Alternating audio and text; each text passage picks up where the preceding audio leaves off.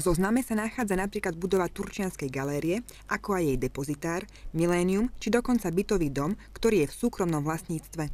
Mesto to vidí ako psychologický tlak na vedenie či poslancov mestského zastupiteľstva. Keďže postup exekútora Martina Hermanovského považuje za protiprávny, pripravuje sťažnosť na Slovenskú komoru exekútorov. Dokonca exekútor urobil to, že rozposlal tieto exekučné príkazy do vedľajšieho domu, bytového domu, ktorý je vo vlastníctve súkromných osôb a každému jednému majiteľovi tohto jednotlivých bytov poslal exekučný príkaz a títo ľudia prišli v strese a v panike včera na mesto, že čo sa robí.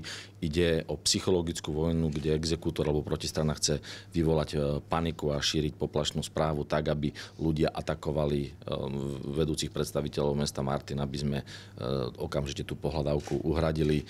Exekútor začal konať s tým, že porušil zákon, pretože podľa zákona, keď nejaký subjekt, v tomto prípade mesto Martin, podá návrh alebo námietky na exekúciu na okresný súd, exekútor môže robiť len zabezpečovacie úkony, čiže týmto hrubo porušil zákon a dnes odchádza na ministerstvo spravodlivosti sťažnosť na postup exekútora a budeme žiadať aj jeho disciplinárne stíhanie.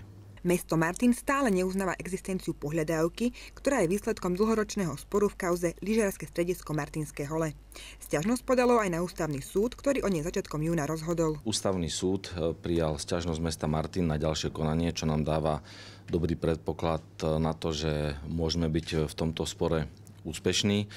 My sme podali na okresný súd v Martine námietku proti exekúcii a zároveň sme poslali protistrane návrh na, mám ho tu, žiadosť o teda dohodu, alebo respektíve dali sme návrh, že kým nerozhodne ústavný súd o tom, kto bude v tomto spore úspešný a kým nebude konečný verdikt súdu, že navrhujeme, aby sme celú sumu, ktorá tvorí ešte tú spornú pohľadávku, vložíme alebo uložíme do notárskej úschovy a dostane ju ten, kto bude v tomto spore úspešný. Protistrana tvrdí, že chce bojovať čestne a právne, takže my zase máme povinnosť chrániť verejné financie, pretože ak by sme to teraz vyplatili a boli by sme v súdnom spore úspešní, tak nie je žiadna pravdepodobnosť, že by sme tie finančné prostriedky dostali späť, nakoľko sa jedná o spoločnosť s ručením obmedzeným a je takmer istota, že tie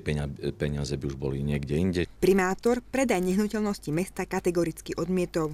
Mesto doteraz rovnako nezačalo čerpať ani schválený úver, ale čaká na rozhodnutie ústavného súdu. My nemáme problém si zobrať úver, ten úver je pripravený, môžeme ho vyplatiť zajtra. Opakujem, ak to urobíme a na ústavnom súde budeme úspešní, tak Martinčania sa poskladajú na spornú pohľadávku a ak to aj vyhráme, už nikdy tie peniaze neuvidíme od nich späť, čiže v prvom rade chránime verejné financie.